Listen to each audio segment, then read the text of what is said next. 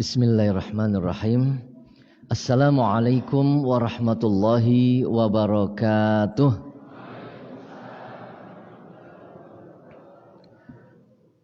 Innal hamdalillah nahmaduhu wa nasta'inuhu wa nastaghfiruh wa na'udzu billahi min syururi anfusina wa min sayyiati a'malina may yahdihillahu fala mudhillalah wa may yudlil fala hadiyalah. Asyhadu an la ilaha illallah wahdahu la syarikalah wa asyhadu anna Muhammadan abduhu wa rasuluh.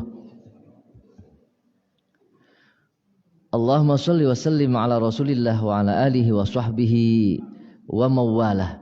Rabbi shrah li sadri wa yassir li amri wahlul 'uqdatam min lisani yafqahu qawli, amma ba'd. Wa qala Allah ta'ala a'udzu billahi minasyaitonir rajim. Ya ayyuhalladzina amanu taqullaha haqqa tuqatih wa la tamutunna illa wa antum muslimun. Shadaqallahul adzim.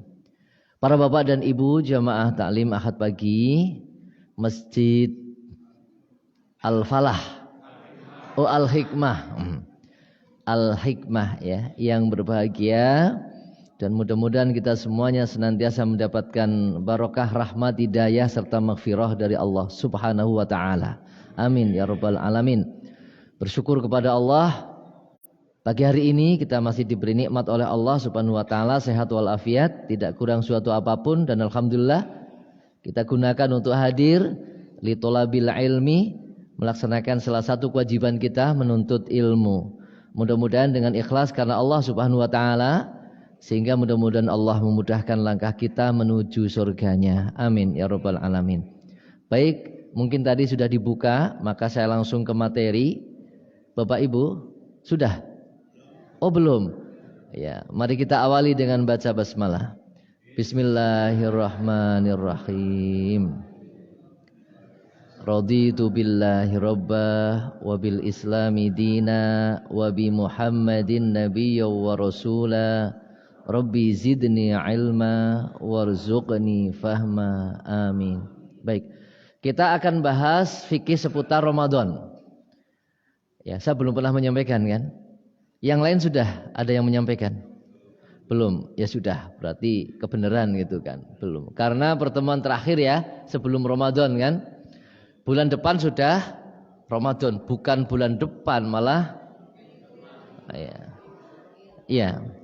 Yang jelas kan ulama sepakatlah kita memulai puasa pada tanggal 1 Ramadan. Itu enggak ada yang berbeda pendapat gitu. 1 Ramadan itulah kita mengawali puasa. Itu nggih, jangan sampai tidak. 29 Sya'ban mulai puasa, enggak boleh ya. Jadi tanggal 1 Ramadan. Baik. Ini akan saya sampaikan poin-poinnya saja, tidak secara keseluruhan terkait dengan fikih Ramadan, okay? Jadi poin-poinnya saja, karena sudah jam 6.20 menit. Ya. Agak telat, mohon maaf, karena tadi di mana? Sidabua, ya selesainya agak mundur gitu loh, selesainya agak mundur, kurang lebih jam 6.10 apa 6.15 tadilah, itu baru selesai. Nah kemudian ya saya tidak medang-medang, disuruh medang, enggak ini udah siang gitu. Langsung berangkat ke sini. Nanti di sini pun begitu, enggak usah nyuruh saya medang karena saya akan langsung pamit ke Lumbir gitu loh ya. Baik, langsung pamit ke Lumbir. Bapak Ibu, pengertian puasa, ta'rifus syam, puasa niku napa? Puasa niku napa? Menahan diri. Puasa itu secara lughatan, secara bahasa, kalau saya ambil di dalam kitab Al-Fiqhul Islami wa Adillatuh karya Profesor Wahbah Zuhaili, itu apa? Al-imsaku wal kafu anisyai, menahan diri dari sesuatu secara bahasa. Menahan diri dari sesuatu itu namanya puasa. Menahan diri dari ngomong berarti puasa ngomong, puasa bicara ya. Menahan diri dari ngaji berarti lagi males ngaji. Iya kan? Jadi puasa ngaji, loh puasa ngaji. Dan orang mangkat ngaji, aku lagi puasa. Loh puasa apa? Puasa ngaji gitu loh. menahan diri untuk tidak ngaji gitu loh. Lah ini kan ana ora sing gue. Ya mungkin ana gitu loh ya. Ana bae lah, ana bae gitu kan. Ya kan apa wong puasa kabeh ngakune Islam nang dalan pirang-pirang ora pada puasa. Nggih kan? Ya padahal ya orang ngapa-ngapa tidak ada udzur syar'i, ternyata dia tidak berpuasa. Si akeh yang kayak gitu, Pak. Jadi PR kita masih banyak gitu loh. Kalau saya mungkin berceramah begini di depan panjenengan janjane lah. Itu hal yang apa ya, sangat biasa. Lah wong ceramah di depan orang soleh kan udah nggak penting lagi sesungguhnya ya. Dakwah sing berat itu kan ceramah di depan orang yang salah. Kalau orang soleh kan lah wis mesti ngrungokna, mesti manut kayak gitu loh. Lah di depan orang yang salah gitu kan. Makanya kalau ada sinetron apa itu? Sinetron apa itu yang wali itu? Wali. Nah, itu baru itu. Preman-preman didakwai gitu. Akhirnya premannya pada maring masjid gitu loh. Ini luar biasa yang kayak gitu itu. Nah, panjenengan kan bukan preman. Nah, itu nggih. Jadi ya Allah, luar biasa itu yang dakwah-dakwah seperti itu yang luar biasa Bapak Ibu, nggih. Dakwah kepada orang yang sudah baik itulah gampangnya pol gitu kan. Tidak ada tantangan gitu loh. Wong golek ngomong salah, ngomongnya salah nyinggung berarti maafna. Nggih mboten? Nek orang nganti kebangetan. Ya. Nyinggung ya, nyindir itu insya Allah dimaafkan karena orang-orang soleh yang ngaji gitu loh. Tapi kalau orang salah yang ngaji, nyinggung, nyindir, oh bisa-bisa balinnya diadang gitu kan. Nah, itu apa Ibu? Nah, asyamu lughatan al-imsaku wal kafu anisyai, menahan diri dari sesuatu apapun. Kalau kita menahan diri dari sesuatu ya namanya secara bahasa itu ya imsak ya, puasa.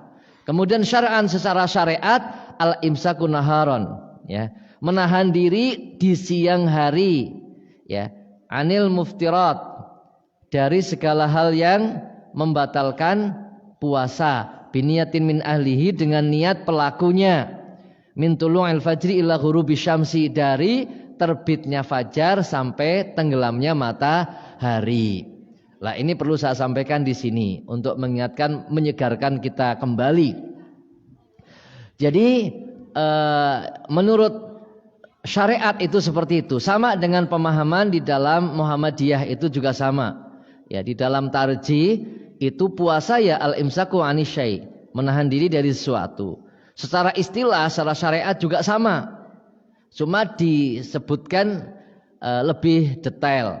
Menahan diri dari makan, minum, berhubungan seksual suami istri dan segala yang membatalkan sejak dari terbit fajar hingga terbenam matahari dengan niat karena Allah Subhanahu wa taala. Lah, ini itu di dalam himpunan putusan tarjih itu seperti itu ya. Dan yang perlu saya garis bawahi dan saya perlu tekankan, ini memang ya, kalau di Muhammadiyah itu ada ijtihad tersendiri terkait dengan apa? Terbit fajar. Terkait dengan terbit fajar. Kalau Kementerian Agama, pemerintah itu terbit fajar atau waktu subuh itu posisi matahari minus 20 derajat di bawah ufuk. Minus 20 derajat di bawah ufuk.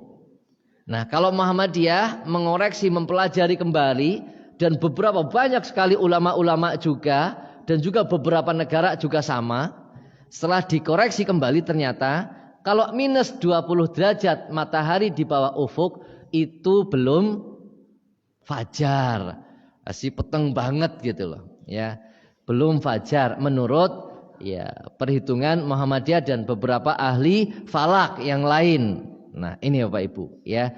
Oleh karena itu kalau di Muhammadiyah terbit fajarnya adalah ketika matahari minus 18 derajat ya di bawah ufuk otomatis. Kalau minus ya di bawah ufuk. Ya, di bawah ufuk karena terbit ufuk timur bukan ufuk barat. Ya. Maka selisihnya 2 derajat. 1 derajat kalau dikonversi kepada menit menjadi 8 menit. Maka subuhnya dalam pemahaman Muhammadiyah, fikih Muhammadiyah, al-fiqhu al-fahmu ya. Jadi pemahaman Muhammadiyah itu apa? Ditambah 8 menit dari adzan yang dikumandangkan oleh RRI. Nah itu nggih. Jadi subuhnya kita seperti itu. Jadi kalau RRI adanya saat ini itu jam 4.32 ya, jam 4.32, maka kalau kita tambah 8 menit. Jadi jam 4.40 baru masuk subuh. Untuk puasa juga demikian. Kalau RRI adzan, kita masih boleh makan dan minum. Tapi hati-hati, mau kebablasan. Nah, aku mau nikmat, Allahu Akbar, ternyata sudah betul-betul masuk subuh. Kalau ditambah itu lebih meyakinkan, Pak. Ya, lebih meyakinkan masuk waktunya. Ketika tidak ditambah, masih minus 20 derajat, ini diperselisihkan oleh para ulama falak. Diperselisihkan. Nah, ini jadi diperdebatkan tentang fajar sidiknya itu. Nah, kalau ditambah, istilahnya mundur, itu lebih meyakinkan. Misalnya nih, waktu zuhur jam 12. Kalau kita tambah 2 menit, itu lebih meyakinkan bahwa benar-benar sudah masuk waktu zuhur. Tapi kalau dimajukan 2 menit, nah berarti belum masuk waktu zuhur. Itu yang tidak boleh. Ya, yang tidak boleh itu ketika kita memajukan sehingga belum masuk waktunya, itu yang nggak boleh. Itu nggih. Tapi kalau misalnya adzan kok mundur setitik, nggak apa-apa. Apalagi ketentuan di Muhammadiyah untuk subuh ditambah 8 menit, ya tidak ada masalah. Dan bagi yang lain-lain pun tidak ada masalah ketika kita adzannya tunda 8 menit, nggak ada masalah. Mereka meyakini 20 minus 20, kita meyakini minus berapa? 18, nggak ada masalah. Lawang sing ora ana perbedaan zuhur asar be adzane beda-beda kok. Ana sing adzane tepat waktu sekarang asar jam 3 berapa menit? Zuhur. Asar maaf. Asar jam 3 berapa menit? Oh jam 3 pas. Tetap baik ana sing adzan asar jam 4. Selisih berapa? Sejam. Apa sing adzan jam 3 protes? Ya enggak juga. Oh kan biasanya adzan jam 4, ya udah kan gitu. Iya kan? Tetap anak baik loh sing asar ya jam 4, maghrib jam 6, isya jam 7, subuh jam jam 5. Itu patokannya gitu, zuhur jam 12. Ya, ada yang model kayak gitu itu. Nah, bukannya urung jam 4 ya urung ngasar. Nah, itu kan urung adzan, itu nggak ada masalah. Maka kalau di Muhammadiyah ditambah 8 menit karena ditambah, artinya apa? Maju apa? Mundur, itu nggak ada masalah. Justru benar-benar waktunya sudah masuk. Nah itu, dan belum terbit fajar, maka belum sampai lewat waktu. Nah itu Bapak Ibu ya. Itu makanya puasanya bagi warga Muhammadiyah otomatis ya apa sejak subuh yang dimaksud oleh pemahaman Muhammadiyah. Nah itu ya, itu mulainya berpuasa, fajar sidiknya itu di situ sampai ghurub, sampai terbenam matahari. Nah itu meskipun kita juga tidak menyalahkan kalau mereka berpuasanya misalnya yang pakai minus 20 derajat, ya tidak masalah ya. Karena dia sudah menahan diri tidak makan sejak sebelum imsak. Ya enggak apa-apa. Sama sekali tidak ada masalah. Jadi itu tidak dipermasalahkan. Ya misalnya kita apa namanya? Apa ya kalau sholat? Bukannya tidak diundur. Itu hanya waktu subuh saja karena terkait dengan terbit fajar yang memang dikritisi oleh para ahli falak. Jadi untuk huruf itu masih sama ya, karena itu tidak ada masalah hurufnya ya. Jadi tenggelamnya matahari itu tidak ada masalah. Ya, nah itu begitu nggih. Oke, kita lanjutkan. Kemudian dalil puasa insya Allah Bapak Ibu itu sudah Sudah jelas ya dalil puasa. Surat Al-Baqarah ayat 183, 184, 185, 187. Nah, itu semuanya berbicara tentang puasa, ya, berbicara tentang puasa. Baik. Saya percepat saja. Rukun puasa, ini penting. Ya, rukun puasa itu apa? Rukun puasa kalau menurut Wahbah Zuhaili itu adalah al-imsaku anis syahwatai al-batni wal farji. Menahan diri dari dua syahwat. Syahwat perut dan syahwat farji. Nah, ini menahan diri dari dua syahwat. Kemudian Imam Asy-Syafi'i dan sebagian Imam Malik menambahkan niat sebagai rukun. Nah, kemudian yang lain jumhur ulama mengatakan bahwa rukun itu bukan niat itu bukan rukun tapi syarat sah. Nah, ini ada perbedaan pendapat para ulama. Nah, ini ya. Jadi kalau sebagian Imam Malik ya mengatakan niat sebagai rukun puasa. Imam Syafi'i mengatakan niat itu rukun puasa. Makanya kalau yang mengikuti Imam Syafi'i itu niatnya adalah pada saat subuh. Pada saat subuh. Karena yang namanya rukun itu adalah dilakukan atau masuk kepada perbuatan itu. Paham nggih? Masuk kepada perbuatan. Sementara yang namanya puasa dari subuh sampai maghrib. Maka niatnya ya di subuh itu. Itu kalau yang berpendapat niat itu sebagai rukun. Sebagaimana rukun sholat. Maka Imam Syafi'i niatnya ya ketika takbiratul ihram. Karena takbiratul ihram ini mengawali sholat. Ketika takbiratul ihram ya kita niat di dalam hati untuk apa? Sholat. Tapi kalau yang lain sebagai syarat sahnya sholat, syarat sahnya puasa, maka boleh dilakukan sebelum subuh. Maka termasuk tarjih Muhammadiyah itu bukan sebagai rukun sholat. Ini sesuai dengan pendapat jumhurul ulama ya, bahwa niat bukan rukun puasa ya. Rukun puasa. Kita bahasnya sedang puasa. Sholat sudah lewat ya.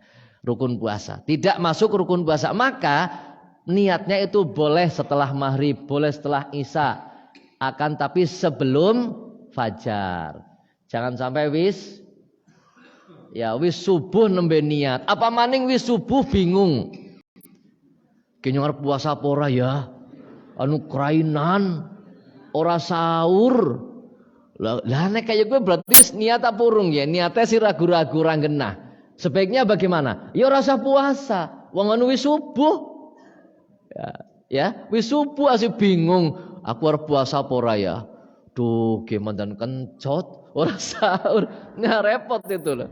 Lebih baik ya sudah batalin aja. Ya karena belum niat, ya. Sudah masuk waktu subuh tapi belum niat. Ya, misalnya sudah niat kan Bu Arab sahur apa ora sahur, kerainan ora kerainan, ya sudah tetap oh iya, saya puasa kayak gitu kan. Jadi niat itu kalau dibatalkan oleh kita ya, itu tetap menjadi batal. Ya lah, ora sidalah kayak gitu loh. Nah, kalau dalam ragu-ragu itu ulama memang berbeda. Jadi nyuar puasa pora ya. Padahal sudah niat misalnya. Tapi kerainan orang sahur. Kemudian dia apa? Ragu-ragu. Nyuar puasa terus puasa pora ya. Kayak gitu loh. Lalu itu bagaimana? Nah, maka yang menurut sebagian yang baik ya dakma yaribu ka ilama ya la yaribu. Yang meragukan itu ditinggalkan. Ambil yang meyakinkan. Nah, itu aja ragu-ragu. Nah, itu Bapak Ibu, ya. Jadi kalau niat wajib itu ya harus betul-betul dari fajar itu betul-betul sudah niat mantap saya akan puasa, enggak boleh ragu-ragu. Nah, kalau puasa sunnah itu masih boleh. Oh ya puasa puasa belah. Meskipun sudah jam 8 isuk. Orang niat puasa janjane kan, ini yang sunnah, puasa sunnah. Sampai jam 8 sampai jam 9, tapi belum makan sama sekali dari subuh sampai jam 9, belum makan, belum minum ya. Belum makan, belum minum. Ternyata orang anak sega, orang apa-apa. Duh, jan. Kepriwe gie, yong, biyungnya kepriwe. Lah urung liwet kok. Ya, udahlah, bismillah, puasa belah. Nah, itu boleh kalau puasa sunnah. Nah, itu ya. Jadi Nabi juga pernah seperti itu kan. Nah, ternyata orang nahan panganan ya sudah puasa saja gitu. Nah itu ya, jadi seperti itu. Jadi niat itu memang ada pendapat yang mengatakan niat itu sebagai rukun dan jumhur ulama mengatakan niat itu sebagai syarat sah. Jadi kalau enggak niat ya tidak sah puasanya begitu. Baik, kemudian siapa yang diwajibkan berpuasa? Ini saya ambil yang pokok-pokok ya. Yang diwajibkan berpuasa. Kalau menurut para fuqaha itu ada 5 ketentuan. Pertama orang Islam. Meskipun ada sebagian kecil yang mengatakan bahwa tidak harus Islam. Wong kafir pun wajib. Wong kafir pun wajib sholat, wajib puasa. Nah, diwajibkannya adalah kepada seluruh manusia. Sebagai makhluk, sebagai ciptaan Allah, mereka semuanya sebetulnya wajib menghambakan diri kepada Allah. Karena kafir, ada yang mengatakan dosanya double. Dosa kafir, dosa meninggalkan kewajiban. Itu orang-orang kafir. Nah ini ya, ini ikhtilaf para ulama. Ada yang mengatakan, oh kalau kafir ya nggak wajib, tapi dia dosa kafir saja, kayak gitu loh. Nah itu ada ikhtilaf di situ. Ini Islam. Kemudian yang kedua balik. Jadi balik, orang wajib puasa ya nek wis balik. Ya, wis balik itu wis dewasa. Nah ini. Kemudian yang ketiga berakal. Nah berakal. Jadi nek akale ilang, gemblung. Nah, mulane panjenengan kepengin ora wajib puasa. Loh, gue sing ngendikan jenengan loh. Saya kan cuma bilang nek ora kepengin wajib puasa. Nah, sing nah itu ya. Gemblung. Nek gemblung tetap wajib, Pak. Gemblung wajib tetap. Karena udah gemblung beneran, iya kan? Enggemblung. Nah itu tetap wajib puasa dia. Aja nganti lah ya, jangan nganti gemblung. Tetap ada kan orang yang gemblung kan. Banyak kadang-kadang kita sering yang mengatakan, oh kamu gemblung kak, lagi gemblung kayak. Ya, kenapa? Perbuatannya orang gua aturan nganggo karepe dewek. Nah kadang-kadang komentarnya kan, oh kamu lagi gemblung kayak. Ngarung karpet dewek. Nah itu kan begitu. Nah ini berakal. Kemudian yang keempat memiliki kemampuan. Ada istiqomah untuk berpuasa. Jadi kalau yang nggak mampu ya tidak wajib puasa. Yang kelima mukim. Ya tidak sedang safar. Lah ini menurut fuqaha. Kemudian menurut tarji bagaimana? Menurut tarji itu diglobalkan. Di dalam tuntunan Ramadan dikatakan bahwa yang diwajibkan berpuasa adalah setiap muslimin muslimah. Orang Islam lanang wadon yang mukallaf. Yang sudah terkena beban hukum. Lah ini. Mukallaf sama sebetulnya. Berarti kalau orang yang belum balik. Itu ya belum kena kewajiban. Karena belum mukallaf. Ya, karena belum balik maka belum mukallaf. Ya. Kemudian orang yang tidak berakal. Itu juga tidak terkena beban kewajiban. Ya, tidak terkena beban kewajiban karena belum berakal atau tidak berakal. Wong gemblung. Ya. Kemudian untuk yang keempat, kelima, lah ini sesungguhnya menurut tarjih tetap dia punya kewajiban. Cuma ada rukhsah. Nah ini, ya ada beberapa ketentuan orang yang pada dasarnya ya wajib.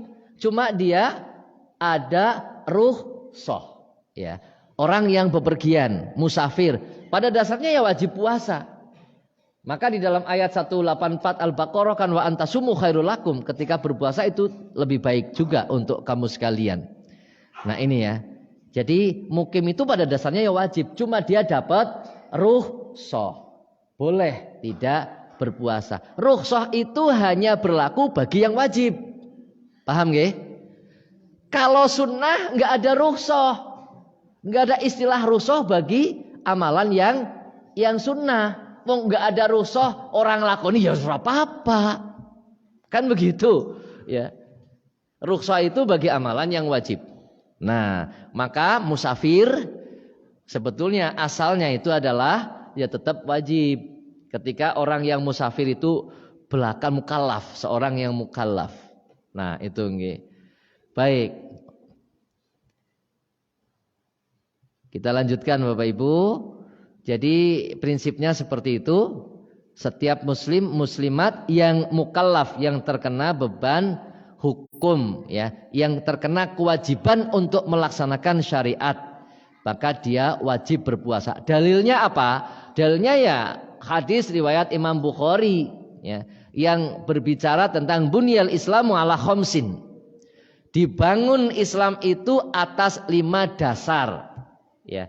Yang pertama syahadati alla ilaha illallah wa anna muhammadar rasulullah wa iqamis shalah wa ita'iz zakah wal haji wa shaumi ramadan. Lah, 5 dasar ini diwajibkan bagi mukallaf. Lanang wedon, pokoknya mukallaf lanang wedon. Orang yang sudah terkena beban hukum, baligh, dia berakal otomatis itu. Nah, maka termasuk puasa, ya mukallaf itu terkena kewajiban. Nah, ini apa Ibu? Dalilnya itu. Jadi kalau orang yang ternyata mukallaf, tidak ada udzur syar'i, kemudian dia tidak berpuasa, nah maka ada ketentuan-ketentuan khusus. Tidak berpuasanya karena apa? Nah itu ya. Ada yang memang tidak boleh berpuasa, ada yang boleh berpuasa, boleh tidak berpuasa. Dipilih ya. Mau puasa boleh, tidak berpuasa juga boleh. Ada yang betul-betul tidak boleh berpuasa. Nah, lanjut. Yang tidak boleh puasa siapa? Tidak boleh.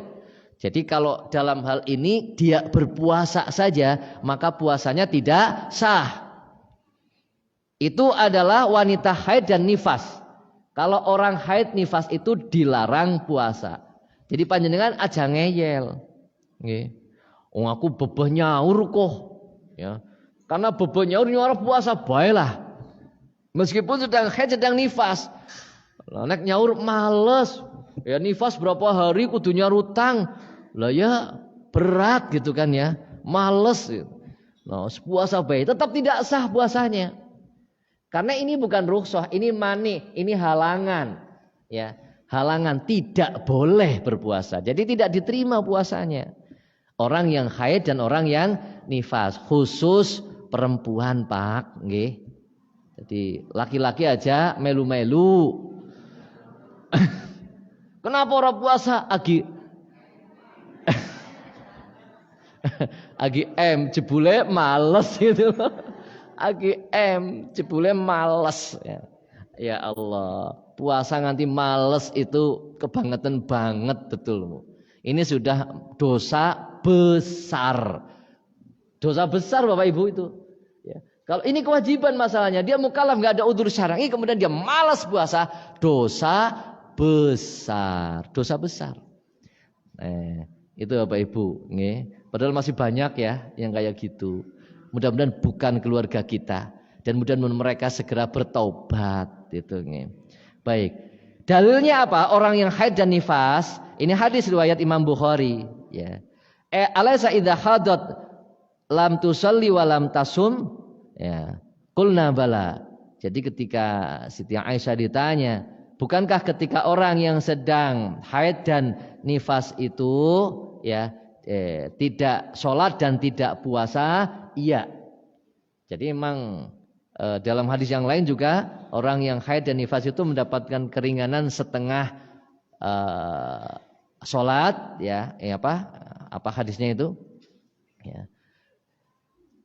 Yang musafir juga itu ya. Jadi ada keringanan dan untuk yang haid dan nifas itu sudah jelas ya. Nanti kita lanjutkan. Baik Bapak Ibu. Ini pertama. Ketentuan pertama apa? Tidak boleh puasa. Harus mengganti puasanya di luar bulan Ramadan, yaitu orang yang haid dan nifas. Yang kedua, orang yang mendapatkan rukhsah. Pada dasarnya dia wajib puasa, tapi dapat rukhsah. Ya. Boleh meninggalkan kewajibannya itu. Dan kalau melakukan tetap sah. Ya, jadi kalau rukhsah itu tetap melakukan, tetap puasa ya sah. Tapi kalau meninggalkan tidak berpuasa, tidak berdosa. Lalu apa kewajibannya ketika meninggalkan puasa? Ada 2 kewajiban. Yang pertama ada kewajiban mengqadha, ada kewajiban bayar fidyah. Kalau di Muhammadiyah tidak ada double kewajiban bagi orang yang menjalankan rukhsah. Tidak ada double kewajiban ya qadha ya fidyah, tidak. Ini sebagian ulama berpendapat ada dalam kondisi tertentu, nanti kita sampaikan, itu ada kewajiban. Ya qadha ya fidyah. Kalau Muhammadiyah tidak double kewajiban. Ya. Jadi hanya ada ketika dia melaksanakan rukhsahnya, mengambil rukhsah tidak berpuasa karena alasan tertentu, kemungkinannya dia harus mengqadha atau bayar fidyah saja. Nah, oke. Yang pertama, yang diwajibkan untuk mengqadha saja kalau dia mengambil rukhsah tidak berpuasa. Oke. Adalah pertama orang yang sakit biasa di bulan Ramadan. Sakit biasa. Sakit apa kira-kira, Pak? Panu. Sakit panu. Sakit biasa di sini maksudnya bukan sakit tahunan. Bukan sakit menaun. Sakit menaun kan sing ora mari-mari gitu loh. Sakit biasa itu yang sakit ya paling-paling seminggu marilah jenengan. Itu loh, itu sakit biasa ya. Paling-paling telung dina patang dina mari, seminggu paling-paling mari ya. Nah, ini bukan tahunan. Nah, maka dia termasuk sakit biasa, bukan kena pesok, keperang, kecetit ya. Kenapa ora puasa? Sakit. Apa sih? Keperang. Masak keperang terus ora puasa. Ada sahabat yang seperti itu, Bapak Ibu. Ada. Ya, ada satu kisah itu kan ketika para sahabat, siapa saya lupa, cuma pernah membaca hadisnya. Itu datang kepada sahabat yang lain. Ternyata yang didatangi itu, yang ditamoni sedang tidak puasa. Ditanya, kenapa Anda tidak berpuasa? Saya sedang sakit. Sakitnya apa? Ini kena pisau. Jentike kenang peso. Dia nganggo dalilnya apa? Al-Baqarah 184. Faman kana minkum maridon. Nah, itu kan. Faman kana minkum maridon, sapa wonge di antara kamu sekalian yang sakit. Di Al-Qur'an tidak menjelaskan sakitnya apa. Di hadis juga tidak ada menjelaskan sakitnya apa. Maka ini juga sakit. Dia berpendapat begitu akhirnya. Ini juga sakit kok. Ya, maka aku enggak berpuasa. Nah, ini. Kemudian pendapat jumhurul ulama, kepada pendapat sebagian besar para ulama bukan yang demikian. Tapi apa? Sakit biasa, bukan sakit menahun yang sekiranya kita puasa itu sakitnya tambah parah, gitu ya. Mah misalnya. Ya. Bukan sakit mah bukan. Sakit mah perut gitu. Sakit mah perut ya. Nah, kemudian apa namanya? Kita pada saat itu kambuh ya, kumat pada saat waduh. Nah, gimana nih? Puasa bahaya apa ora? Ya. Nah, ini. Jadi kalau ternyata dia berpuasa membahayakan sakit mahnya, ya sudah, enggak puasa. Itu sakit biasa, ya. Karena insya Allah mah itu kan nanti sembuh gitu kan, nanti sembuh. Ya, tidak terus kayak gitu. Lah ini itu contohnya seperti itu. Sakit flu misalnya. Lah flu kan sedela lah. Ya. Nah, itu boleh dia kalau berpuasa otomatis akan tambah menurun ketahanan tubuhnya. Bisa jadi akan tambah parah, kebanjur istilahnya ya. Kebanjur karena enggak minum obat misalnya. Enggak minum obat. Nah, maka kebanjuran ini membahayakan, maka boleh. Dan ketentuannya nyun sewu, kalau memastikan sakit saya ini kalau puasa bahaya apa tidak, itu ke siapa? Dokter. Fas'alu ahla dzikri in kuntum la ta'lamun. Masalah kesehatan kita nanya ke dokter. Aja maring kiai, aja maring ustad, apa maring dukun. Nah, ya. Jangan. Tapi ke siapa? Ke dokter. Dok, saya sedang sakit kayak gini. Kalau saya puasa boleh enggak nih? Kira-kira membahayakan apa tidak? Meskipun dokternya orang tuh sholat misalnya, karena dia non muslim, ya. Dia mengatakan ini panjenengan sakitnya begini. Ini kalau panjenengan puasa, kayaknya kok berdasarkan perhitungan medis, ilmu medis membahayakan. Maka disarankan jangan puasa dulu. Ya 2 hari 3 hari ini jangan puasa dulu misalnya gitu. Meskipun dokternya itu bukan muslim, tetap kudu ditaati. Panjenengan konsultasi maring kiai, lho kul mriyang kaya kowe tok be. Puasa bae, masa wae ditemen sing dimanuti sing ndi? Kiai ini apa dokternya, Pak? Doktere. Kecuali nek kiai ini juga dokter. Kiai ini juga dokter. Ya sudah, berarti dia punya second opinion gitu loh. Ada pendapat lain dari dokter dan ini dokternya kok muslim misalnya. Ya sudah, ikuti dokter yang muslim itu. Ya. Nah, itu Bapak Ibu. Tapi kalau kiai ini udah dokter, ustadz udah dokter, orang ngerti ilmu kedokteran babar pisan. Nah, ya jangan diikuti kalau terkait masalah kesehatan. Nah, itu nggih. Jadi tetap kita kembalinya kepada ahlinya. Meskipun bisa jadi ahlinya itu tidak beragama Islam. Nah, itu. Baik, ini ya orang sakit biasa di bulan Ramadan.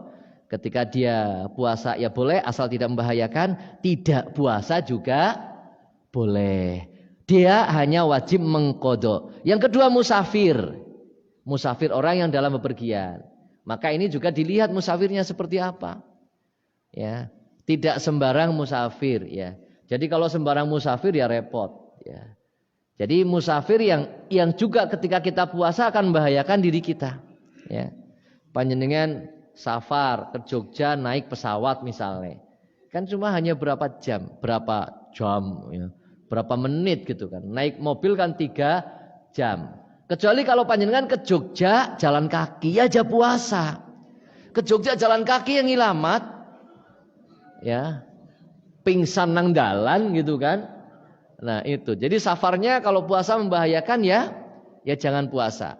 Tapi kalau kira-kira berpuasa enggak ada masalah ketika kita safar, wa antasumu khairul lakum. Berpuasa tetap lebih baik. Nah, itu, lihat safarnya. Ketika puasa membahayakan ora, ayo gitu.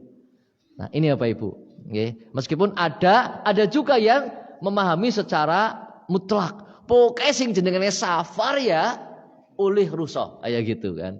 Ya namanya beda pendapat tetap ada. Nah, itu Bapak Ibu, nggih.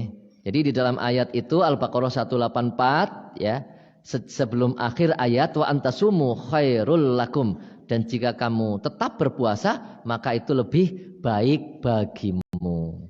Nah, ini. Yang penting apa? Tidak membahayakan jiwa kita. Jadi kalau kita berpuasa ternyata membahayakan diri kita, ya itu tidak boleh. Tetap saja aturan wala tulqu bi aidikum ila tahluka itu berlaku. Jangan jerumuskan dirimu kepada kebinasaan. Oleh karena itu yang namanya ibadah jangan sampai membuat kita binasa, membuat kita sengsara, itu enggak mungkin. Ibadah itu membuat kita bahagia. Ibadah itu membuat kita sehat. Enggak mungkin gitu loh. Itu tidak diizinkan oleh Allah Subhanahu wa taala. Maka Allah sangat murah, sangat solusinya itu banyak sekali. Bahkan dalam hal wudu itu kan sudah saya jelaskan ya. Ya. Harusnya dia mandi janabah, tapi karena malam itu sangat dingin, nek mandi kayane nyumriyang kiye. Dia tayamum, boleh. Meskipun dia tidak sedang sakit, hanya perkiraan diri sendiri sebetulnya. Wademe kayak kiye, kebiasaane nyung nek kayak kiye mandi meriang. Maka dia terus tidak mandi, hanya cukup tayamum, itu boleh. Lah ini kan sangat luar biasa gitu loh. Ajaran syariat Islam tidak memaksakan dan tidak membuat kita rusak. Nah, ini Bapak Ibu, itu prinsipnya.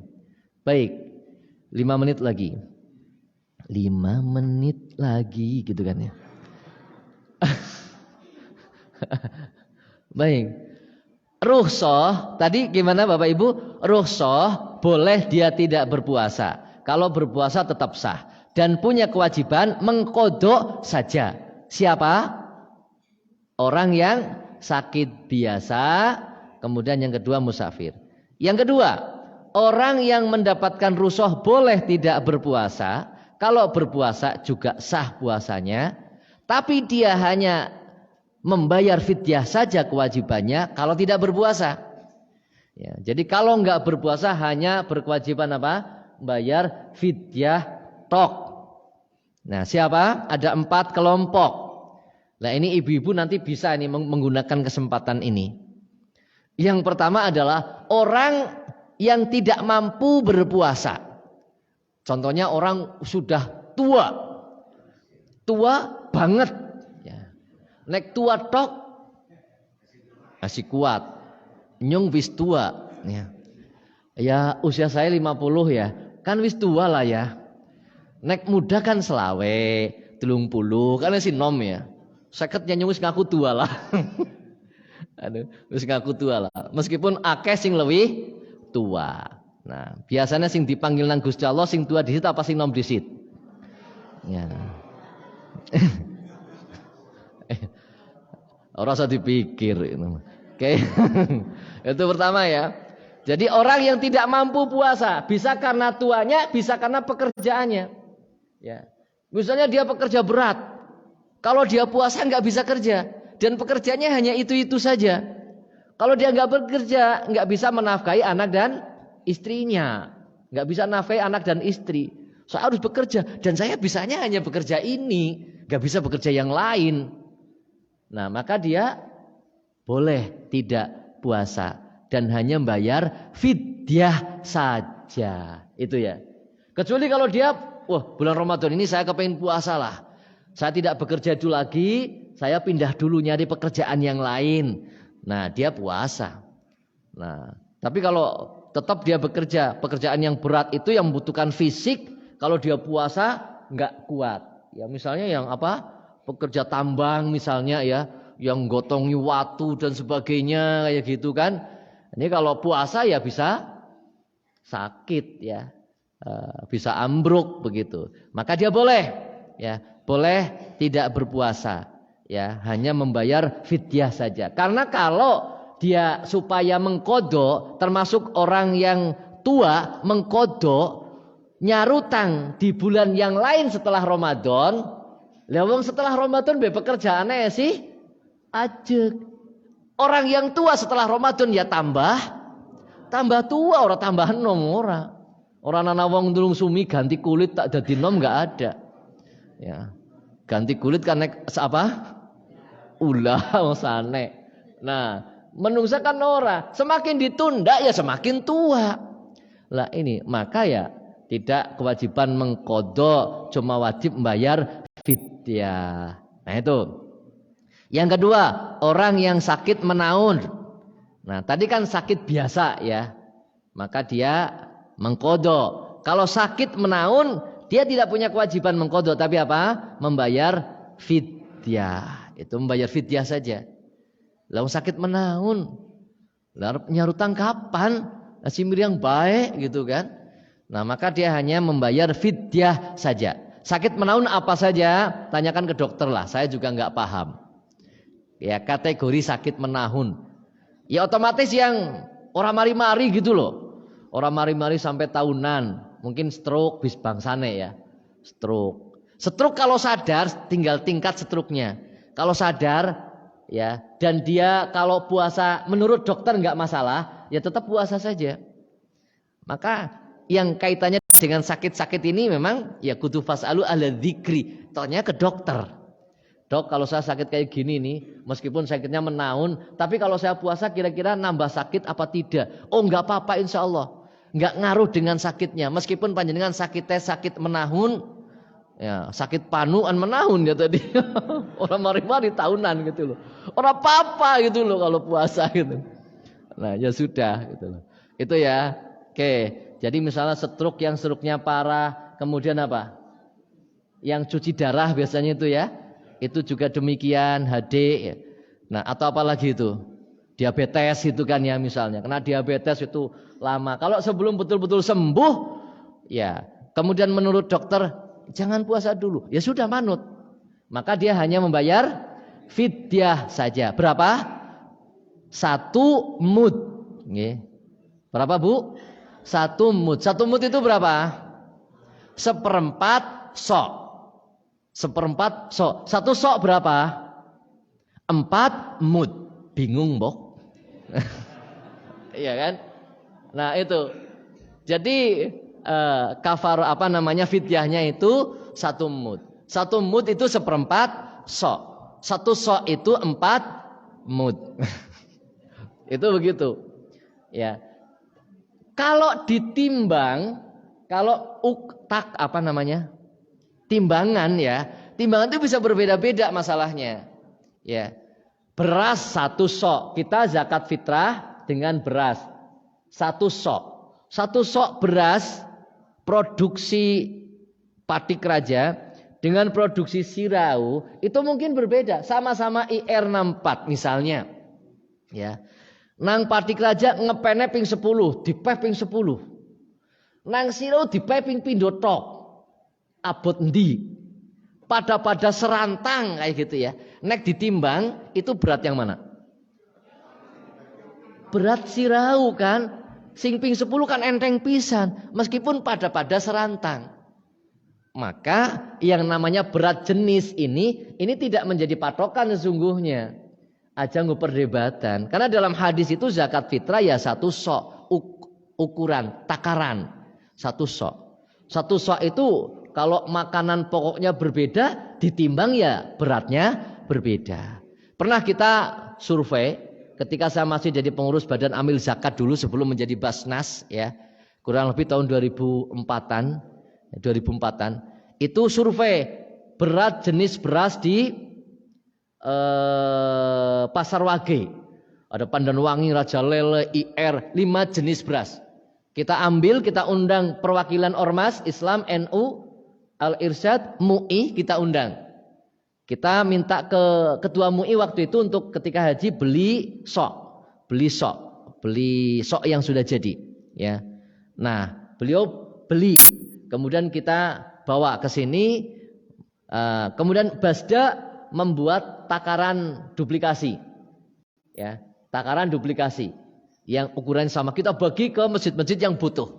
Sehingga orang mikir lagi arep pirang kilo ora usah dipikir. Yang penting sesok. Ini soknya. Sor, peres, red, dah, sor. Pirang kilo lah sembuh. Nah itu ya. Jadi tidak ada perdebatan loro setengah kene ora loro setengah ora sah.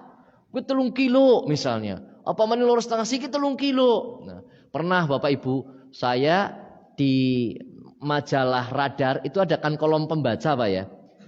Itu ada yang protes yang WA itu loh. Basda ini apa-apaan? Sejak kapan zakat fitrah berubah? Dari dulu sampai sekarang yang namanya zakat fitrah ya 2,5 kilogram. Ini Basda mengada-ada gitu loh. Itu betul-betul ada kayak komentar kayak gitu. Ya kita diam aja. Dia yang nggak paham. Dari dulu sampai sekarang ulama menentukan besaran atau timbangan zakat fitrah itu berbeda-beda. Dari dulu sampai sekarang ada yang berpendapat 3 kilo, ada yang berpendapat 2,5, ada yang berpendapat 2,8, ada yang berpendapat 2 kilo, ada itu pendapat para ulama. Itu sudah berbeda-beda. Ini kan orang yang komentar nggak ngerti ilmu, ngertine kur 2,5 kilogram. Nah, memang rata-rata 2,5 gitu nggih. Nah, kalau dibikin rata-rata 2,5 maka fidyahnya seperempatnya. Berarti berapa? 6 on, minimal 6 on. Minimal fidyah. Jadi kalau panjenengan nggak berpuasa karena tua atau karena pekerjaan berat ya karena sakit menahun, fidyah sehari tidak puasa 6 on. Apakah boleh dimasak? Boleh. Silahkan dimasak, tambahi grameh misalnya. Ya. Boleh apa tidak? Oh, boleh banget. Ya, didujukna menggonku benyong gelem. Itu grameh gitu kan, tambahi. Tapi ingat, kalau dimasak itu juga ada resikonya. Misalnya kita masak nasi dujukna maring yang berhak menerimanya. Ternyata di sana juga sudah masak banyak. Maka akan terjadi tabdzir, mubadir. Lagi ngapa aja gitu kan. Nah, nek mentah sesungguhnya itu lebih aman. Bisa dia langsung masak di situ saat itu bisa untuk kapan itu lebih aman. Tapi kalau kita bawa mateng meskipun itu dibolehkan, itu apa? Bisa-bisa mubadir gitu loh. Ternyata dia sudah masak. Rata-rata kan begitulah, untuk makan kayaknya nggak ada yang kurang lah ya. Meskipun miskin kayaknya untuk makan ya rata-rata bisa begitu loh. Nah itu Bapak Ibu ya. Nah lagi apa mana jangan kangkung lah, pada banyak pinjangan kangkung. Nah itu loh ya. Nah itu Bapak Ibu ya. Nah itu. Maka sesungguhnya adalah berupa makanan pokok 6 mud. Oke, itu sakit menahun. Yang ketiga, hamil. Nah ini. Mulane Bu, tadi saya sampaikan bisa menggunakan kesempatan ini. Kalau panjenengan kepengen tidak puasa besok, cukup bayar fidyah, segera hamil dulu sekarang. Program hamil gitu loh. Jadi nanti kenapa orang puasa? Aku hamil gitu loh. Nah itu ya. Jadi cukup bayar fidyah gitu. Kenapa? Lah ya kenapa nggak bisanya? Karena nggak punya, sama sekali nggak punya, tidak ada kewajiban apapun. Ya. Tidak ada kewajibannya, sudah dia gugur kewajibannya. Ya, itu kalau dia memang tidak punya. Bahkan yang kafaroh, yang orang berhubungan suami istri di siang hari, itu ya.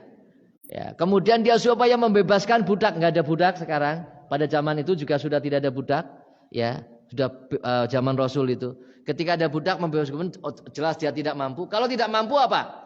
Berpuasa 2 bulan berturut-turut. Lah wong sebulan wis ora kuat, apa maning rong bulan lah ya.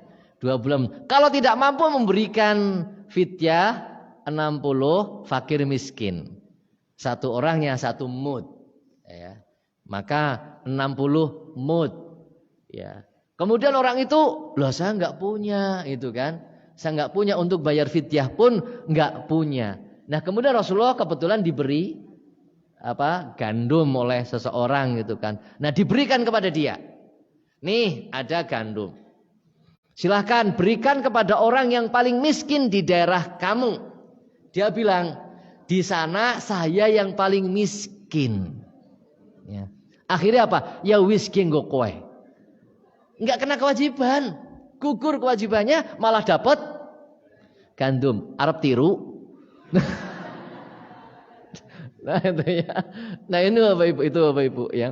Jadi kalau memang tidak mampu, ya gugur kewajibannya.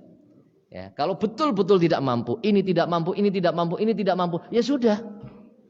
Tinggal kita beristighfar kepada Allah.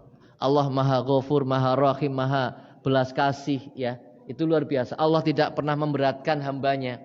Yang tidak mampu ya tidak jadi kewajiban begitu. La yukallifullahu nafsan illa wus'aha. Nah ini ya, hamil. Kemudian yang terakhir menyusui. Ini juga hanya membayar fidyah. Lah kalau hamil menyusui, kemudian karena alasan kesehatannya, kemudian dia tidak berpuasa, lah nggolerep nyarutang kapan? Hamilnya pirang bulan? 9 bulan. Kemudian melahirkan, nifas, setidaknya 40 hari. Ya. Kemudian apa? Bar nifas, menyusui. Lah kapan gue arep nyarutang? Nah, urung nganti 2 tahun hamil maning. Lah, aduh, lah ya. Loh ya kan akeh, banyak kan? Anak pertama kakange hurung nganti 2 tahun genep kesundulen kan akeh gitu loh. Jangan numpuk gitu loh. Nah ini kapan gue nyarutang kan? Maka cukup dengan membayar fidyah. Itu begitu. Ini pemahaman Muhammadiyah. Dalilnya adalah sama. Al-Baqarah ayat 184. Wa 'alal ladzina yutiqunahu fidyatun ta'amu miskin. Dan bagi orang-orang yang berat menjalankan ibadah puasa kemudian dia tidak berpuasa, maka baginya membayar fidyah. Nah itu baik Bapak Ibu. Kemudian yang membatalkan puasa makan minum siang hari, oke, nggak ada masalah. Kedua, berhubungan suami istri di siang hari, oke. Ya, itu yang membatalkan puasa yang disepakati oleh para ulama. Kemudian misalnya bekam itu membatalkan puasa apa tidak? Ini ikhtilaf, ulama berbeda pendapat. Ada yang mengatakan bekam itu membatalkan puasa, ada yang mengatakan tidak membatalkan puasa. Lebih baiknya ya jangan bekam di bulan Ramadan, itu aja udah.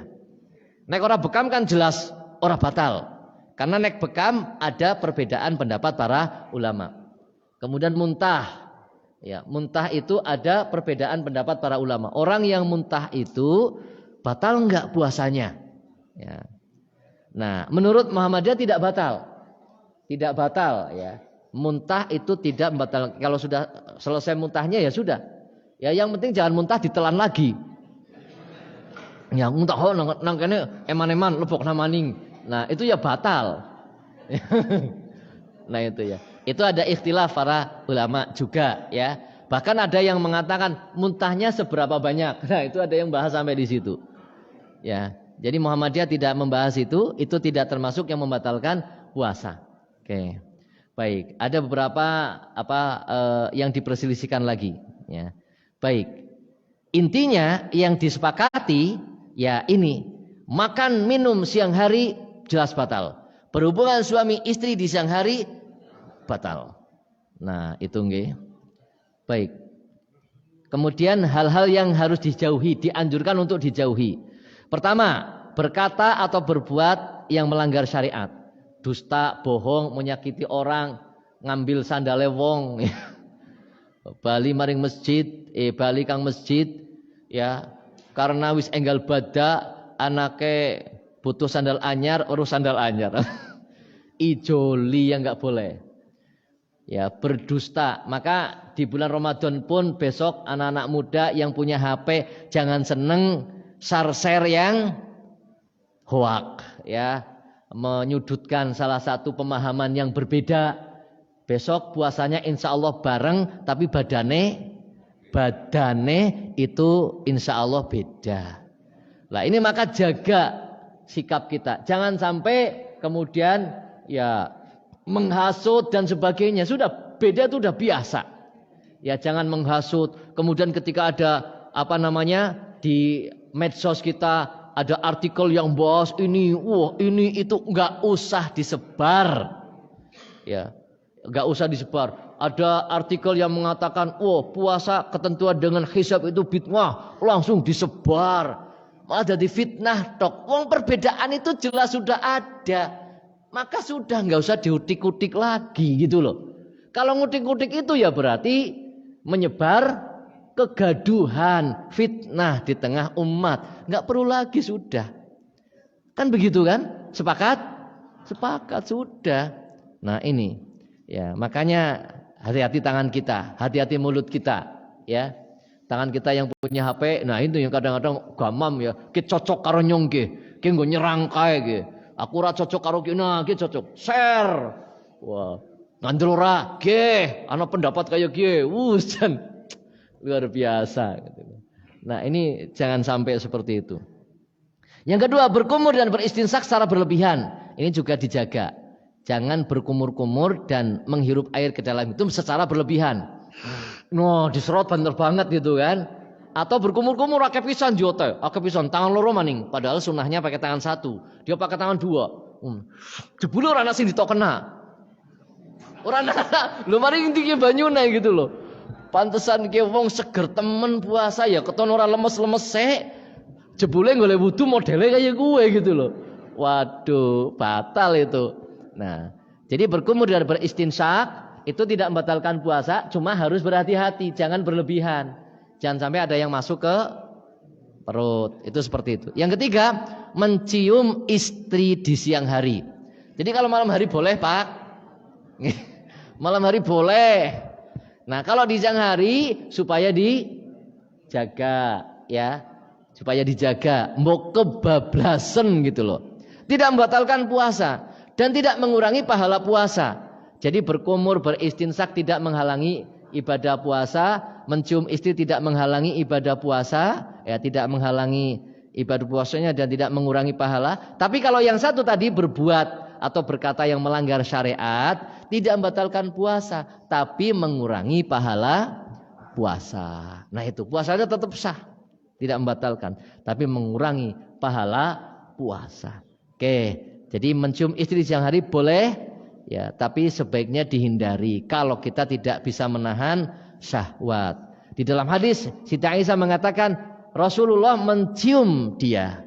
Tapi ketahuilah bahwa Rasul itu adalah orang yang paling kuat menahan nafsunya. Nah itu ya. Nah kalau kita kan orang yang paling seneng nuruti hawa.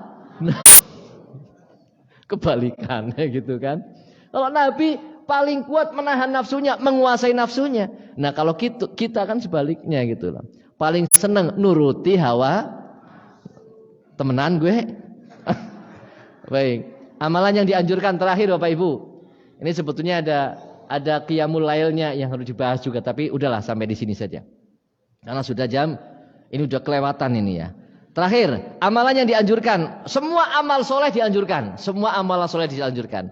Dan di antara beberapa yang dikhususkan apa? Qiyamul lail, salat tarawih, ya, salat malam di bulan Ramadan.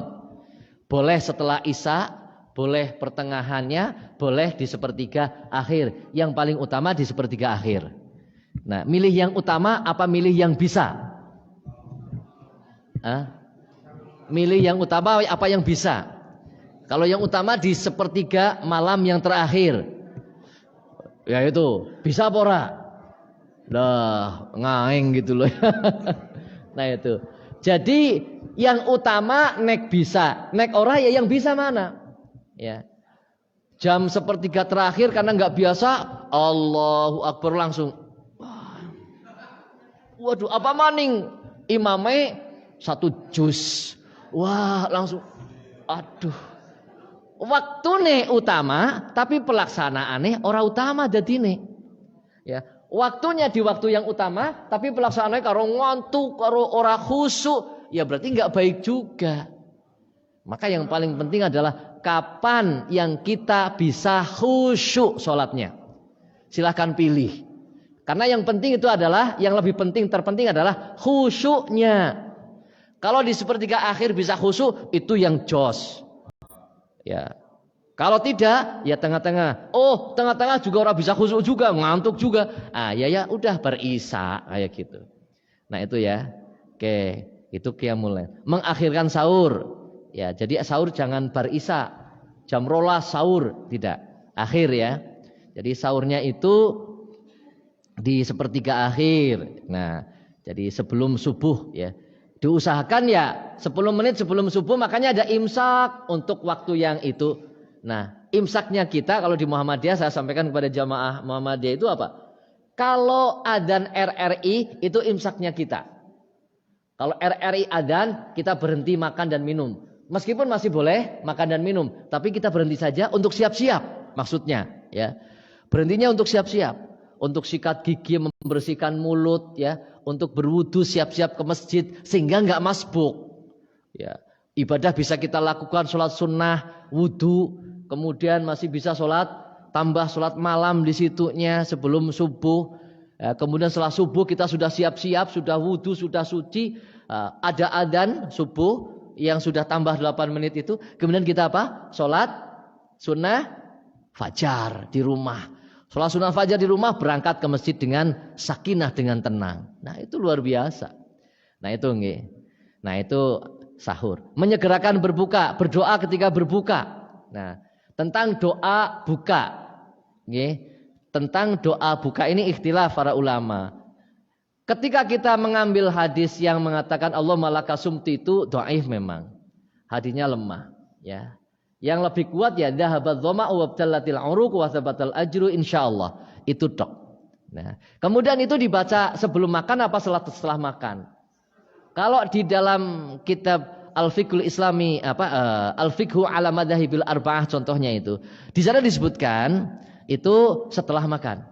Tapi di dalam kitab-kitab yang lain tidak menyebutkan apakah setelah makan atau sebelum makan. Maka kemudian kalau kita mau memilih setelah makan boleh. Dan kalau ada yang memilih sebelum makan itu tidak salah. Jadi kita nggak boleh, wah bener kayak nggak boleh. Ya, nggak boleh seperti itu. Ya. Jadi kalau kita memilih setelah makan doanya boleh. Karena memang ada pendapat seperti itu. Karena tidak ada hadisnya yang menyebutkan secara khusus bahwa doa ini diucapkan setelah buka atau sebelum buka, nggak ada. Maka silahkan pilih. Nah itu ya. Jadi boleh sebelum makan. Kalau di Muhammadiyah, di HPT, Himpunan Putusan Tarjih itu lebih memilihnya ke yang setelah makan, setelah berbuka. Meskipun di dalam fatwa tarjihnya juga tidak menyalahkan yang sebelum makan. Jadi tidak salah. Tidak perlu diwadani. Oh, doanya sing bener gue setelah makan. Nek sebelum makan ora bener gue. Nah, ini berarti belum paham juga. Itu nggih. Baik, itu doa. Kemudian memperbanyak sedekah. Nah ini nggih, monggo diperbanyak sedekah. Ya, sedekah apa? Misalnya sedekah kurma, bagi-bagi kurma, biar mereka takjilnya dengan kurma, bukannya, gitu kan? Itu sunnah. Jadi membantu saudara yang lain mengamalkan sunnah. Jadi yang punya rezeki itu ya, beli kurma yang banyak, 1 kintal misalnya. Kemudian apa? Dibungkusi sekilo-sekilo, bagikan kepada masyarakat. Nah itu. Orang dia kurma, oh panen gedang, ya udah gedang bagikan, ya gedot sedekah itu, pisang bagikan, sing betitine nggo dewek, sing dhuwur sing dibagi kena, itu Pak, aja malah betitine sing dibagi kena, sing dhuwur nggo dewek, aja betitine nggo dewek bela, dhuwure sing dibagi-bagi kena, insya Allah doane sing diwai gue akan lebih mantep, masya Allah, oh, terima kasih banget ya Allah. Meskipun hanya pisang. Nah ini, itu Pak, panen pisang bagikan saja, aja disimpan, didol, ngapa didol, regane juga sepira, sedekah baik, insya Allah akan diganti oleh Allah lebih baik lagi. Nah itu ya, sedekah. Mengkaji Al-Quran dan Al-Hadis, ini sering saya sampaikan di beberapa tempat yang kita kajian sebelum Ramadan ini. Tolong ketika Ramadan ini ada kajian khusus tahsin, tajwid dan tahsin secara intensif di bulan Ramadan. Tolong diadakan Pak, ya. Tahsin tajwid secara intensif, terutama adalah suratan-suratan yang biasa dibaca untuk sholat. Lah ini untuk manula-manula ini belajar, ya, belajar di bulan Ramadan ini, mumpung ya, insya Allah akan lebih baik dan akan lebih mengesan. Yang ketujuh, iktikaf. Lah ini. Jangan sampai sebulan belas orang tahu iktikaf babar pisan. Jangan sampai. Orang ketang sewengi ya iktikaf lah. Nggih Pak nggih. Apa maning wis pensiun. Nek wis pensiun kudune bisa iktikaf 10 hari awan bengi kudune. Bojone jorna bae men. Ya. 10 dina akhir Ramadan awan bengi enek wis pensiun Pak. Lah mikir apa maning ya Jal? Ya, duit terus kena teka wong pensiunan. Ora perlu kerja. Nah, nek sing kudu ngode, kudu kerja tak iya. Lah sing pensiunan ngapa maning gitu kan? Duit kena teka. Nah, itu seperti itu. Gunakan Pak dengan sebaik-baiknya. Ya, mudah-mudahan ya. Apalagi kalau lagi iktikaf meninggal dunia, ya Allah, indahnya gitu loh. Lagi sholat malam, lagi tadarus, lagi zikir, lagi baca Quran di malam hari iktikaf meninggal dunia. Wah, luar biasa itu. Ya Allah, kepinginnya saat-saat seperti itu, Pak. Oke. Ya, ini yang kita inginkan, yang kita cita-citakan ya seperti itu. Demikian Bapak Ibu, terima kasih. Kurang lebihnya mohon maaf yang sebesar-besarnya. Wallahu alam bisawab. Ya lebihnya banyak ini. Tidak ada pertanyaan lagi. Untuk Ramadan bagaimana? Tetap jalan atau gimana?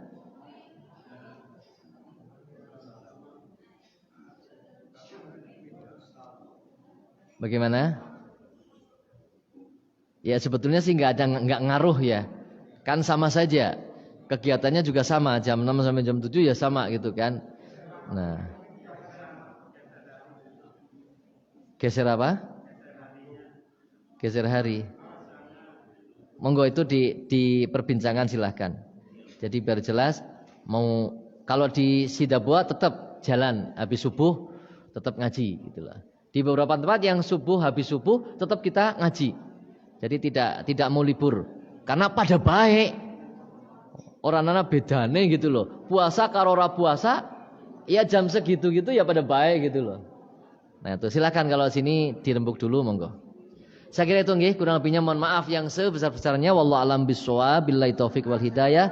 Nasrun minallahi wa fathun qarib. Subhanakallahumma bihamdik asyhadu an la ilaha illa anta astaghfiruka wa atubu ilaik. Assalamualaikum warahmatullahi wabarakatuh.